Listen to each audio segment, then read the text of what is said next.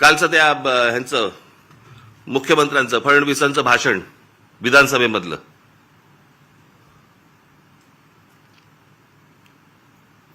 ते काय ते कुठला मिसिंग लिंक वरती म्हणे ते काय कोसळला, खांब कोसळला आणि पाणी सगळीकडनं येतंय, त्याचं म्हणे राजकारण करू नका. अरे वा,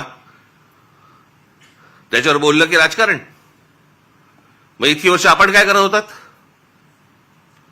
दुसऱ्यांच्या सरकार जेव्हा होती दुसऱ्यांची, त्यावेळेला तुम्ही काय करत होतात? त्यावेळेला जी आंदोलनं झाली ते राजकारण नव्हतं. स्वतःच्या अंगाशी आल्यावरती ते राजकारण, विरोधकांचं राजकारण, असं कसं होईल? आणि काय म्हणतायत म्हणे, एक वेळ मला बोला पण महाराष्ट्राचा अपमान मी सहन करणार नाही. वा रे वा,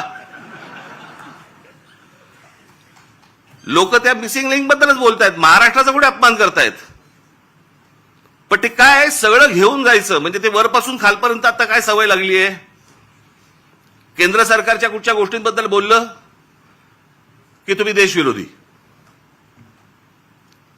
आता केंद्र सरकारची कामं येते, त्याच्यात देशाचा काय संबंध? आता मिसिंग लिंक बद्दल बोललं तर याच्यात महाराष्ट्राचा अपमान कुठे आला? लोकांनी प्रश्नही नाही विचारायचे, काय झालंय ते. इतके दिवस जे मोबाईल फोनवरनं विरोधकांना जे करत होते ना, शिव्या घाल, वाटेल ते बोल, हे जे सगळे त्यांच्या ठेवलेल्या टीम्स आहेत ना, हे जे सगळं सुरू होतं ना, ते आता अंगलट आलंय. आता यांच्या दामदुपटीने ह्यांच्या अंगावरती येत आहे आणि त्याच्यामुळे लागले आता त्रास व्हायला लागला त्याचा. आपणच सुरू केल्यात त्या गोष्टी. गेल्या 10-12 वर्षातच या सगळ्या गोष्टी मोठ्या प्रमाणावरती सुरू झाल्या. विरोधकांना वाटेल ते बोलणं, विरोधकांना शिव्या घालणं, वाईट साईट लिहिणं, सगळ्या गोष्टी सुरू झाल्या. हे तुम्ही बसवलेल्या टीमकडनंच सुरू झाल्या. आता तुमच्या अंगावरती येत आहे ते सगळं, आणि तुमच्या अंगावरती येतंय म्हणून लगेच महाराष्ट्राचा अपमान. ह्याच्यात कसला आला महाराष्ट्राचा अपमान? राम मंदिराच्या चोरीबद्दल बोललो की म्हणे धर्माचा अपमान. अरे चोरी आहे ना ती, ह्याच्यात धर्म कुठे आला?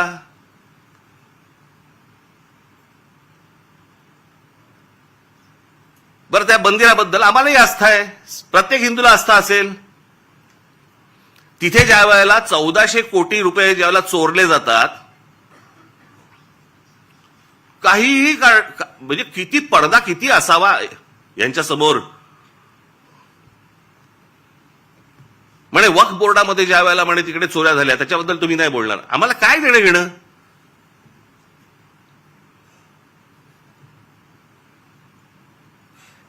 राम मंदिरामध्ये लोकांनी जे दानपेटीमध्ये टाकलं, जे श्रद्धेने त्या मंदिरासाठी दिलं, त्याची जर समजा चोरी होत असेल तर ह्याच्याबद्दल बोलणार नाही, बोलायचं नाही.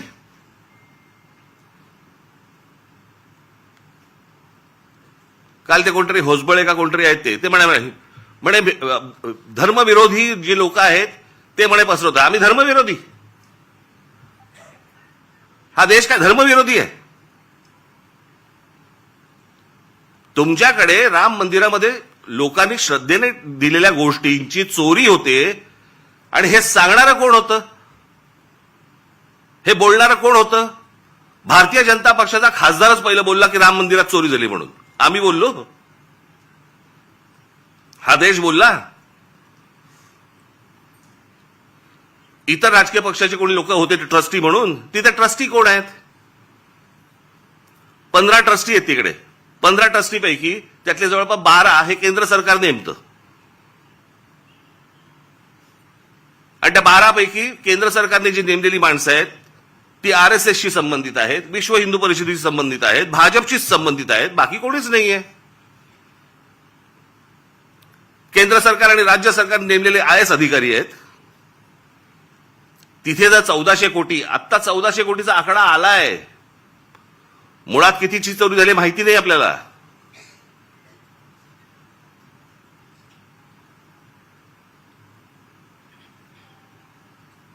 चोरी झाल्यावरती समजा असं पकडा आत्ता दुसऱ्यांचं कोणातरी सरकार असतं आणि राम मंदिरामध्ये चोरी झाली असती, भारतीय जनता पक्षाने काय केलं असतं, RSSने काय केलं असतं, विश्व हिंदू परिषदेने काय केलं असतं? मोर्चे काढले असते, सगळ्या गोष्टी केल्या असत्या. त्याच्यात नाही राजकारण. आता तुमची सत्ता आहे म्हणून विरोधकांनी केलं की त्याच्यामध्ये राजकारण आणू नका म्हणे. आता त्या मिसिंग लिंकचं झालं, यांचा एक मंत्री म्हणतो ते नैसर्गिक आहे,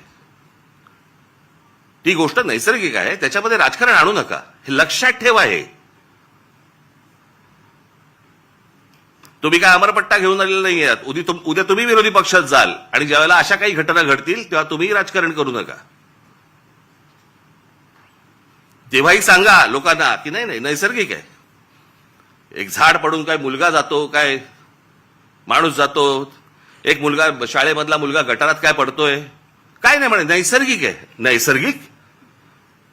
तुमचं सरकार आहे म्हणून सगळं नैसर्गिक, त्याच्यावर राजकारण करू नका, त्याच्यावर कोणी बोलायचं नाही. दुसऱ्या पक्षांची सरकार असली की हे यांचं राजकारण सुरू करणार, हा कुठचा प्रकार? त्या मिसिंग लिंकचं बाबा तिथे नशीब माणसं नाही मेली.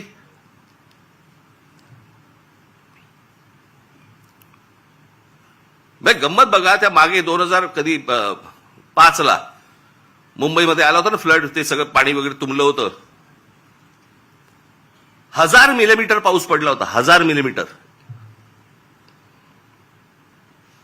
काही 2-3 तासाच्या अंतरात त्याला मुंबईची ही हालत झाली होती. 1000 मिलीमीटर. आणि आता 300-350 मिलीमीटर पाऊस पडलाय. मुंबई तशीच तुंबलेलीच आहे.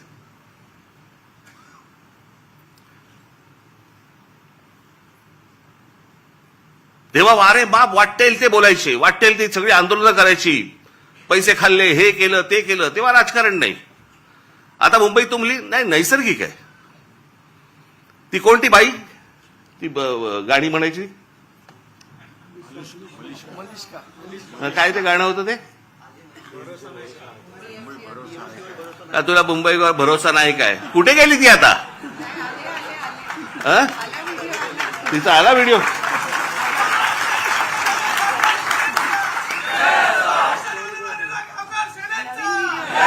नवीन व्हिडिओ आहे का, जुनाच टाकलाय?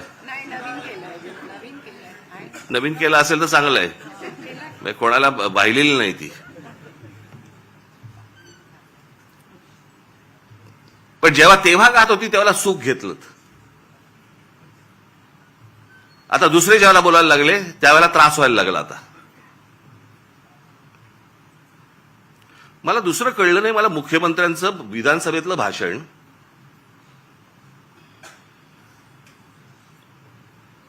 की ह्या मिसिंग लिंक प्रकरण हे उत्तम दर्जाचं ते काय काय कन्स्ट्रक्शन आहे वगैरे वगैरे सगळं झालं, आणि ह्याचं जर समजा कोणी राजकारण करत असेल आम्ही बघून घेऊ त्याला. मुख्यमंत्री आहेस ना तू, बघून घेऊ. बरं झालं ते झालं. पुढे वाक्य संपल्या हिंदीतून सुरू झाले. मिसिंग लिंक के बारे में अगर कोई राजनीति करे, कोणासाठी हिंदी बोलणार?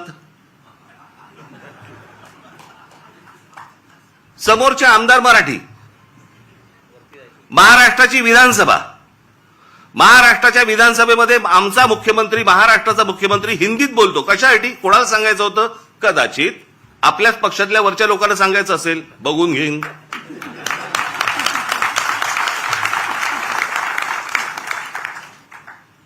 त्यांनाही माहिती आहेत हे सगळे व्हिडिओ येत आहेत कुठून, हे सगळं काय चालू आहे राजकारण. मी त्याशी बोललो नाही का, माझ्या पत्रकार परिषदेमध्ये बोललो ना. जी काय घमासान सुरू आहे ना आता तिकडे पक्षामध्ये, फक्त बघत राहा, पाहत राहा. मुंबई महाराष्ट्राचा, ठाण्याचा काय विचका झालाय, पुण्याचा, सगळ्यांचा शहरांचा विचका झालेला आहे, ज्याला हे विकास म्हणतायत. मी ह्या विषयावरती इतकी वर्ष